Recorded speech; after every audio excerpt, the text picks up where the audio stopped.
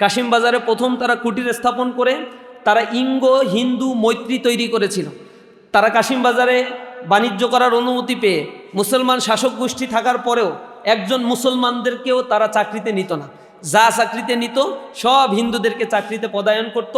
তারা বুঝতো যে এখানে মেজরিটি পার্সেন্ট হিন্দু এবং দীর্ঘ 550 বছরের ইতিহাস, সুলতানি আমল, এই ইতিহাসগুলো বিশ্লেষণ করে দেখেছে হিন্দু এবং মুসলমান সাম্প্রতিক সম্প্রীতির সাথে, সাম্প্রদায়িক সম্প্রীতির সাথে যারা জীবনযাপন করছে, বসবাস করছে, এই সাম্প্রদায়িক সম্প্রীতিটা যদি বজায় থাকে তাহলে এইখানে তাদের ইকোনমিক হাব তৈরি করা যাবে না।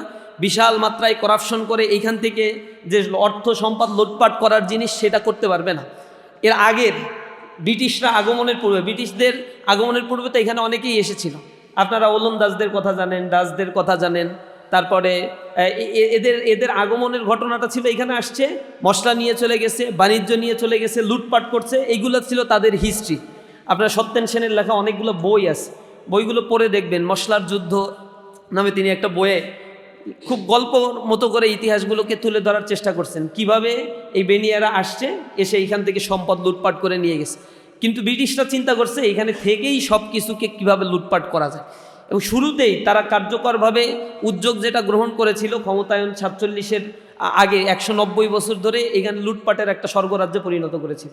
প্রথমত শক্তিশালী স্টেটগুলোকে ধ্বংস করেছে। ঢাকা মুর্শিদাবাদ নগরীকে তারা ধ্বংস করেছে। ঢাকা মুর্শিদাবাদ নগরী তখন সমৃদ্ধের নগরী ছিল, সেখানে স্বাধীন সুলতানি আমলে এগুলো রাজধানী ছিল।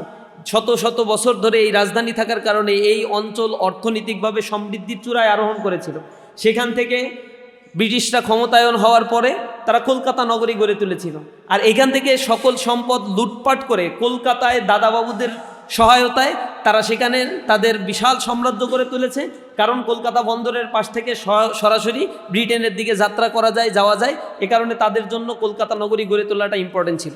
মুর্শিদাবাদ আর ঢাকা থেকে প্রচুর পরিমাণে অর্থ সম্পদ তারা লোপাট করেছিল, এবং এই লোপাট করতে গিয়ে এই অঞ্চলে যে দুর্ভিক্ষ হয়েছিল, যেটা 76-এর মনোত্তর হিসেবে আপনারা জানেন, 1176 সালে এই জিনিসটা ঘটেছিল 1770 সালে, অর্থাৎ 1757 থেকে 1770, 13 বছরের ব্যবধানে এই অঞ্চলে এত দুর্ভিক্ষ হলো যে দুর্ভিক্ষে এখানে 1/3 পিপল মারা গেল, 1/3।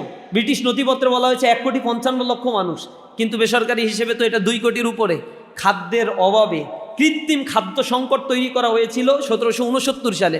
সেখানে এই অঞ্চলে উৎপাদিত সকল ফসলগুলো কিনে নেওয়া হতো, হয়ে এগুলো কয়েক গুণ দামে আবার এই জনগণের কাছেই যখন বিক্রি করা হয়েছিল, জনগণ এগুলো ক্রয় ক্ষমতা মধ্যে ছিল না, তাদের সাধ্য ছিল না, এগুলো ক্রয় করতে গিয়ে তাদের অর্থ, স্থাবর সম্পত্তিগুলো সব কিছু তারা বিলিয়ে দিয়েছে। তাদের টার্গেটটা ছিল এই অঞ্চলে মুসলমানদেরকে দেউলিয়া করে ফেলা। এই টার্গেট নিয়ে তারা এগিয়েছিল। মুসলমানদের হাতে যত সম্পত্তি ছিল এইগুলো তারা কিভাবে নিবে তার একটা পলিসি হিসেবে এটা গ্রহণ করেছিল। এর পরবর্তীতে এই 76-এর মনোত্তরের পরেই এখানে চিরস্থায়ী বন্দোবস্ত করা হয়েছে, সূর্যাস্ত আইন করা হয়েছে। এই সূর্যাস্ত আইন চিরস্থায়ী বন্দোবস্তের মধ্য দিয়ে একেবারে সূর্য ডোবার আগে জমিদারি যদি খাজনা পরিশোধ জমিদাররা না করতে পারে, তার স্থাবর সম্পত্তি তো নিবেই, সাথে তার সুন্দরী স্ত্রী আর কন্যা যদি থাকে এদেরকে ওনারশিপে নিয়ে নেবে। এগুলো যখন চর্চায় শুরু হলো, মুসলমান তার অস্তিত্ব রক্ষার জন্য, নিজের আত্মসম্মান মান মর্যাদা রক্ষার জন্য এখান থেকে পালায় চলে গেছে, সম্পত্তি ফেলে গেছে, আর এগুলো স্থায়ীভাবে লিখে হিন্দুদেরকে এগুলোর জমিদারি, দেওয়ানি এগুলো তাদেরকে দিয়ে দেওয়া হয়েছে। এভাবে একটা শিফটিং তারা করেছে। মুসলমানদেরকে ধ্বংস করার জন্য, কালচারালি এদেরকে ধ্বংস করে দেওয়ার জন্য নানা ধরনের ন্যারেটিভ তারা তৈরি করেছে। এখানে মুসলমান যখন শুরুতেই বুঝেছিল ব্রিটিশদের এই কূটকৌশল, তখন সর্বপ্রথম মুসলমানদের পক্ষ থেকেই কিন্তু বিদ্রোহ এই উপমহাদেশে, টোটাল ভারতবর্ষেই প্রথম বিদ্রোহ শুরু হয় মুসলমানদের হাতে। সেটা হচ্ছে ফকির সন্ন্যাসী বিদ্রোহ, যেটা ফকির মজনু শাহের নেতৃত্বে শুরু করা হয়েছিল 1763 সালে। এরপর থেকে ফকির সন্ন্যাসীরাও এখানে যুক্ত হয়েছিল। অল্প কিছু মানুষ নিয়ে এইটা গঠিত হলেও পরবর্তীতে হাজার হাজার মানুষ এখানে অংশগ্রহণ করেছিল তাদের অস্তিত্বের লড়াই। এর পরবর্তীতে ফকির সন্ন্যাসী বিদ্রোহ দমন করার জন্য নির্বিচারে হত্যাকাণ্ড চালানো হয়েছিল, নির্বিচারে তাদেরকে এক জায়গা থেকে আরেক জায়গায় দেশান্তরিত করা হয়েছিল। এভাবে করে দমন করার চেষ্টা করা হয়েছে, কিন্তু একের পর এক আন্দোলন দানা বেঁধে উঠেছে। মুসলমানরা এখানে আন্দোলনের জন্য নেতৃত্ব দিয়েছে। আপনারা ইন্ডিয়ান গেটে দেখবেন সেখানে বিপ্লবীদের নাম অঙ্কিত রয়েছে। এই অঞ্চলে 30% ছিল মুসলমান, 70% ছিল হিন্দু। কিন্তু এই ব্রিটিশ বিরোধী আন্দোলন করতে গিয়ে 62% হচ্ছে মুসলমান শাহাদাত বরণ করেছে, আর বাদ বাকি 38% হচ্ছে হিন্দু মৃত্যুবরণ করেছিল। এই যে বিশাল একটা অংশ, মুসলমানের সংখ্যা কম হলেও ব্রিটিশ বিরোধী আন্দোলনে মুসলমানরা ছিল অগ্রসেনানীর ভূমিকায়। কিন্তু 1857 সালে যখন রানীর শাসন এই অঞ্চলে কায়েম হলো, অর্থাৎ এখানে সিপাহী বিদ্রোহের পর থেকে স্থায়ীভাবে ইসলামকে ধ্বংস করার জন্য নিজেদের আইন, নিজেদের বিচার, নিজেদের অর্থ ব্যবস্থা, রাষ্ট্র ব্যবস্থা এগুলো কায়েম করার জন্য তারা এখানে 1857 সালে একেবারে রানীর শাসন কায়েম করে দিল। এরপর থেকে এই আইন তৈরি করলো তাদের মতো করে। আপনারা যে কয়টা বেয়ার অ্যাক্ট দেখেন বাংলাদেশের, 7টা বেয়ার অ্যাক্টের সবগুলোই হচ্ছে ব্রিটিশদের 1867 পর থেকে, 1857 পর থেকে 1906, 1908 এরকম সালগুলোতে এই আইনগুলো করা, যে আইনের উপরে এখনও পর্যন্ত আমাদের দেশের বিচার ফয়সালাগুলো চলছে। তো 190 বছরের শোষণের ইতিহাস, নিষ্পেষণের ইতিহাস নিঃসন্দেহে অনেক ট্রমার সৃষ্টি করেছে এই অঞ্চলের মানুষদের উপরে। মুসলমানরা দীর্ঘ একটা ক্ষতর মধ্য দিয়ে জীবনযাপন করছিল, তাদের মধ্যে সাম্প্রদায়িক দাঙ্গা বাঁধিয়ে দেওয়া হয়েছিল।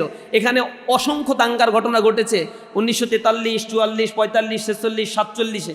সেখানে যে রায়টগুলো হয়েছে, নোয়াখালী দাঙ্গা হয়েছে, সালিম দাঙ্গা হয়েছে, এই দাঙ্গায় হাজার হাজার মানুষ, ইভেন 1947 সালে দেশ বিভাজনের পরেও যে দাঙ্গায় লাখ লাখ মানুষের বাস্তুচ্যুত হয়েছে এবং হাজার হাজার মানুষ তাদেরকে হত্যা করা হয়েছে শুধু হিন্দু হওয়ার কারণে আর মুসলমান হওয়ার কারণে। মুসলমানরা হিন্দুদের মারছে, হিন্দুরা মুসলমানদেরকে মারছে। এগুলো চলছে, একটা মৎসন্যায় একটা সিচুয়েশন তখন ক্রিয়েট করা হয়েছিল। এরকম পরিস্থিতিতে আসলে শাসন ক্ষমতা কিভাবে ডিভাইড হবে, শাসন ক্ষমতা কারা গ্রহণ করবে, কিভাবে চলবে, এটা একটা বিতর্কের বিষয় ছিল, ম্যাটার অফ ডিবেট। এই জায়গা থেকে তখন মুসলমানরা মনে করত মুসলমানদের একটা ইউনিটি দরকার নিজেদের নিরাপত্তার জন্য, মুসলমানদের নিজস্ব স্বকীয়তা দরকার নিজের এবাদাতের জন্য, নিজের জাতিসত্তাকে চেনার জন্য। তখন মুসলমান নিজেদের মতো করে চিন্তা করা শুরু করলো। 1947 সালে আসলো, দেশ বিভক্তির পরে কোন অংশটুকু কার ভাগে যাবে। তখন কিন্তু কংগ্রেস বসে একটা সলা পরামর্শ করে নিজেদের মতো করে একটা এজেন্ডা সেট করেছে। সেই এজেন্ডার মধ্যে কংগ্রেস মিটিংয়ে বসে বল্লভভাই প্যাটেল, গান্ধী এবং জওহরলাল নেহেরু এই 3 জন ব্যক্তি বসে হিসাব কিতাব করছে 1905 সালে যে বঙ্গভঙ্গ করা হয়েছিল, এই বঙ্গভঙ্গের বিরোধিতা কিন্তু এই কংগ্রেস করেছিল, আন্দোলন করেছিল, বঙ্গভঙ্গ রদ করতে বাধ্য করেছিল। যদিও বঙ্গভঙ্গ এক ইন্টেনশন নিয়ে করা হয়েছিল, কিন্তু এর মানে ইম্প্যাক্টটা এই বঙ্গপ্রদেশে বা বাংলাদেশের এই অঞ্চলে সবচেয়ে বেশি পড়েছিল, যার ফলে মুসলমানরা পরবর্তীতে এটাকে সাপোর্ট করেছিল। কিন্তু কংগ্রেসের তীব্র আন্দোলনে এটাকে স্থগিত করতে বাধ্য হয়েছিল, যার ফলশ্রুতিতে হিন্দুরা প্রচণ্ড খুশি হয়েছিল, রবি ঠাকুর খুশি হয়েছিল, খুশি হয়ে জনগণ মন অধিনায়ক জয় হে ভারত ভাগ্য বিধাতা এরকম গান টান রচনা করে সে খুব অভিবাদন জানিয়েছিল। ব্রিটিশদের তোষণ নীতি তারা গ্রহণ করেছিল, এগুলো তো ইতিহাসের পাতায় লেখা আছে। তখন তারা বলেছিল যে বঙ্গভঙ্গের যে সীমানাগুলো একেবারেই টানা হয়েছে, বিহার, উড়িষ্যা, ত্রিপুরা, তারপরে হচ্ছে পশ্চিমবঙ্গের একটা অংশ, এই অংশ নিয়ে যে বঙ্গভঙ্গের সীমানাটা ছিল এই সীমানাই ঠিক থাকবে। তারা বলেছিল, বল্লভভাই প্যাটেল, গান্ধী আর জওহরলাল নেহেরু তারা বসে একসাথে বলেছিল যে আমাদের অবস্থানটা হচ্ছে বাংলাদেশ বঙ্গভঙ্গের আদলে যে অংশটুকু নিয়ে বঙ্গভঙ্গের সীমানা নির্ধারণ করা হয়েছিল সেই সীমানাই থাকবে, কিন্তু ভারতীয় জাতীয়তাবাদের ভিত্তিতে বঙ্গভঙ্গের আদলে ওই সীমানাটাই ভারতের অধীনস্থ একটা প্রদেশ হয়ে সেটা থাকবে।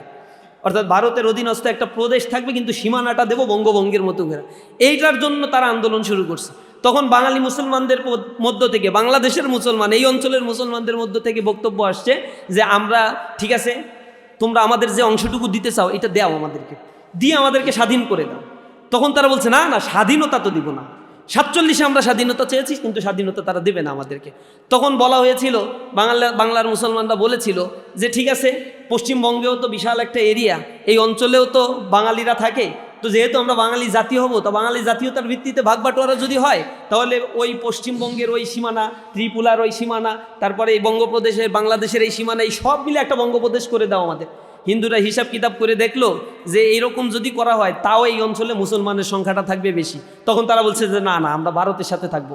তখন মুসলমানরা, এই অঞ্চলের মুসলমানরা বলেছিল, তোমরা তোমাদের ধর্মকে প্রায়োরিটি দিয়ে ভারতের সাথে থাকতে চাও, তাহলে আমরা মুসলমান কেন আমাদের ধর্মকে প্রায়োরিটি দিয়ে আমরা ইউনিক থাকতে পারবো না। তখন তারা দেখেছিল যদি আমরা ডিভাইড হয়ে যাই তাহলে ভারত আমাদেরকে ডিভাইড থাকতে দেবে না, আমাদের স্বাধীনতাকে স্বীকার করবে না, আমাদেরকে দখল করে নেবে। ভারতের মধ্যে এই চরিত্র বাংলার মুসলমানরা তখন দেখে ফেলেছিল। কারণ তার 1 বছর ইমিডিয়েট 1 বছর পরে 1948 সালে হায়দ্রাবাদ নগরী দখল করে নিয়েছিল। হায়দ্রাবাদ নগরী বাংলার চাইতে বড় এরিয়া ছিল, 82,000 বর্গ মাইলের একটা বিশাল সীমানা ছিল হায়দ্রাবাদ নগরী। সেই হায়দ্রাবাদ নগরী তারা দখল করেছিল 1 বছরের ব্যবধানে। সেখানে কেউ প্রতিবাদ করে নাই, জাতিসংঘ সেখানে ভূমিকা রাখে নাই। সেনা সমাবেশ ঘটিয়ে সাম্প্রদায়িক দাঙ্গা বাঁধিয়ে সাম্প্রদায়িক সম্প্রীতির ওই হায়দ্রাবাদ নগরী, যেটা ব্রিটিশ শাসনের আমলেও এখানে মানে নিজামুল মুলকরা এখানে শাসন করত, ব্রিটিশদের কর দিত, ট্যাক্স দিত, কিন্তু নিজস্ব শাসন ব্যবস্থা ছিল। সেই শাসন ব্যবস্থাকে ভেঙে দিয়ে এই হায়দ্রাবাদ নগরী দখল করে নিল। এরপরে তারা এটাকে ভেঙে চুরে 3টা প্রদেশে খান খান করে দিল। এটা হচ্ছে তাদের স্বাধীনতাকে তারা অস্বীকার করলো। সেখানে হত্যাযজ্ঞ তারা চালালো 1 বছরের ব্যবধানে। গোয়া দখল করছে তারা, মানবাদর দখল করছে, এগুলো তো তারা দখল করছে। এর পরবর্তীতে সিকিম তাদের টার্গেটে ছিল। তারা একটা কল্পনা করত, নেহেরু ডক্ট্রিনের অধীনে টোটাল ভারতবর্ষটা তাদের গ্রাসে নিয়ে আসতে হবে। এই ভারতবর্ষের বিশাল এরিয়া তাদের দখলে থাকবে এবং আশেপাশের রাষ্ট্রগুলোর সাথে তাদের সম্পর্কটা হবে মনিব আর দাসের সম্পর্ক। এই সম্পর্ক তৈরি করার জন্য দীর্ঘ পরিকল্পনার অংশ হিসেবে গোয়া, মানবাদর, এরপরে হায়দ্রাবাদ নগরী, সিকিম, এই জায়গাগুলো তারা ধারাবাহিকভাবে দখল করেছিল। সিকিমকে দখল করতে তারা কনস্পাইরেসির আশ্রয় নিয়েছিল। 1978 সালে এসে সিকিম দখল করেছিল তারা। এই কনস্পাইরেসির পার্ট হচ্ছে তারা তাদের মতো করে একজন পলিটিশিয়ানকে সিলেক্ট করছে, যে পলিটিশিয়ান তাদের পারপাস সার্ভ করবে। তাদেরকে এখানে অস্ত্র দিছে, অর্থ দিছে, বুদ্ধি দিছে। সেটার নাম তো আপনারা সবাই জানেন, লেন্দুব দর্জি। এই লোকটাকে দিয়ে তারা ডেমোক্রেসি চর্চার নাম করে তৎকালীন সময়ের সিকিমের যারা রাজা ছিল তাদের এগেইনস্টে তারা এদেরকে দাঁড় করিয়েছিল। তারা আন্দোলন করেছে, নির্বাচন দিয়েছে। নির্বাচনে যখন জনগণ তাদের এই কূট বুদ্ধি বুঝতে পারে নাই, তখন লেন্দুব দর্জিকে ভোট দিয়েছিল। অধিকাংশ ভোটে লেন্দুব দর্জি বিজয় অর্জন করেছে। কিন্তু হঠাৎ করে মানে নির্বাচনের পরপরই সেখানে সিকিমে গিয়ে চারিদিক দখল করে ফেলা হয়েছে, সেনাবাহিনীর সমাবেশ ঘটানো হয়েছে, সিকিমটাকে দখল করা হয়েছে। এরপরে গিয়ে সেখানে লেন্দুব দর্জিকে পদ্মভূষণ পুরস্কার দেওয়া হয়েছে, তাকে ওই প্রদেশের প্রধান বানানো হয়েছে। 14 সাল পর্যন্ত লেন্দুব দর্জি জীবিত ছিল, লাঞ্ছিত জীবনযাপন করছে তারা।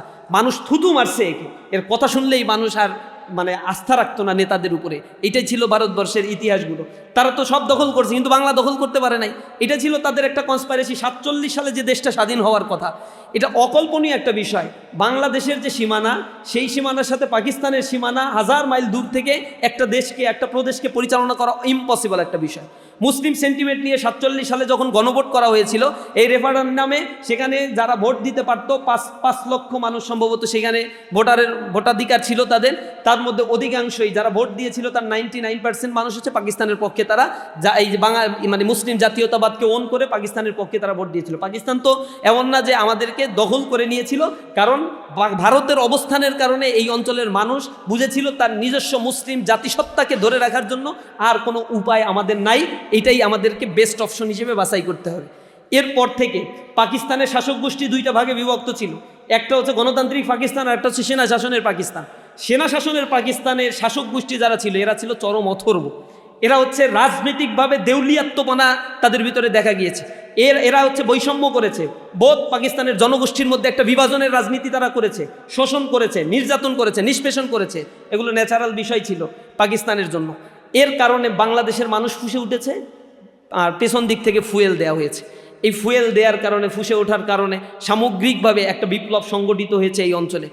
এখানে কৃষক, মজুর, দিন মজুর, খেটে খাওয়া মানুষগুলো রাস্তায় নেমেছে। যখন 10 এপ্রিল 1971 সালে ঘোষণা করা হয়েছিল একটা ঘোষণাপত্র, মুক্তিযুদ্ধ কোন ভিত্তিতে হবে, এরপরে 17 এপ্রিল সেটা ঘোষণা করা হয়েছে, অস্থায়ী রাষ্ট্রপতি ঘোষণা করা হয়েছে, সেখানে একটা সরকার গঠন করা হয়েছে। সেই ঘোষণাপত্রে বলা ছিল আমরা মুক্তিযুদ্ধের ডাক দিচ্ছি সাম্য, মানবিক মর্যাদা আর সামাজিক ন্যায় বিচার প্রতিষ্ঠার জন্য। সুতরাং যার যা কিছু আছে সবাই সব কিছু নিয়ে রাস্তায় নেমে পড়ে। তখন সাধারণ জনতা, আপামর জনতা রাস্তায় নেমে এসেছিল। যেমনি জুলাইয়ে আপনারা চাক্ষুষ সাক্ষী, 71 আমি দেখি নাই, কিন্তু কিছুটা আশ করি জুলাইকে কেন্দ্র করে। জুলাইকে অনেকেই বিক্রি করে নিজেদের মতো করে পকেট বাণিজ্য, ব্যবসা বাণিজ্য, রাজনীতি এগুলো তো করতেছে। এগুলোকে নিয়ে ব্যবসা বাণিজ্যের তো কোনো শেষ নাই। 71কে নিয়েও তখন ব্যবসা বাণিজ্যের এই দৃষ্টান্তগুলো কমতি নাই। যে কারণে জনগণ নেমেছিল, সেই জনগণকে তার যে ঘোষণাপত্রের যে ম্যান্ডেট সেইগুলোকে তারা ওভারলুক করে পরবর্তীতে বাংলাদেশে তারা কায়েম করেছিল বাকশাল। বাংলাদেশে দুর্ভিক্ষ সৃষ্টি করেছিল। এখানে একাধিকবার সংবিধানে কাটাছেঁড়া করা হয়েছে, একাধিকবার এখানে স্বৈর শাসনের আবির্ভাব ঘটেছে, সেনা শাসনের আবির্ভাব ঘটেছে। এটা কি কারণে করা হয়েছে? এটা তো একটা কনস্পাইরেসির পার্ট হিসেবে ধারাবাহিকভাবে এই বাংলাদেশকে এক অকার্যকর রাষ্ট্রে পরিণত করার জন্য চেষ্টা করা হয়েছে। এরপরেই স্বাধীনতার পরে সঠিক মুক্তিযুদ্ধের ইতিহাস, স্বাধীনতা যুদ্ধের ইতিহাসগুলো কেন সঠিকভাবে লেখা হয়নি, কেন শহীদদের সংখ্যাগুলো নিয়ে এখনও তর্ক বিতর্কের জন্ম হচ্ছে, কেন এই ইতিহাস লেখার ক্ষেত্রে গোজামিলের আশ্রয় নেওয়া হয়েছিল, কি কারণে এই ন্যারেটিভকে নিয়ে এসে এই দেশের জনগোষ্ঠীর মধ্যে বিভাজনের রাজনীতি তৈরি করা হয়েছে। এই বিভাজনের রাজনীতির স্পষ্ট একটা কারণটা হচ্ছে রাজনৈতিকভাবে বিভাজন তৈরি করে অর্থনৈতিক ফায়দা হাসিলের লগ্ন পায় তারা। যখন আপনার সামনে একটা প্রক্রিয়া, একটা চিত্র নিয়ে আসবে, এই দেখো এ হচ্ছে আমার এনিমি, এ হচ্ছে শত্রু, এ হচ্ছে গাদ্দার, এই হচ্ছে এই, আপনাকে এইটা নিয়ে মিডিয়া দিয়ে ব্যস্ত রাখতেছে আর কোটি কোটি টাকা লোপাট করে নিয়ে চলে যাচ্ছে। এটা ব্রিটিশদের পলিসি ছিল। এই পলিসির ধারাবাহিকতায় বাংলাদেশ স্বাধীন হওয়ার পরেও দেশটাকে পিছিয়ে দেওয়ার জন্য এই কনস্পাইরেসিগুলো ধারাবাহিকভাবে করা হয়েছে।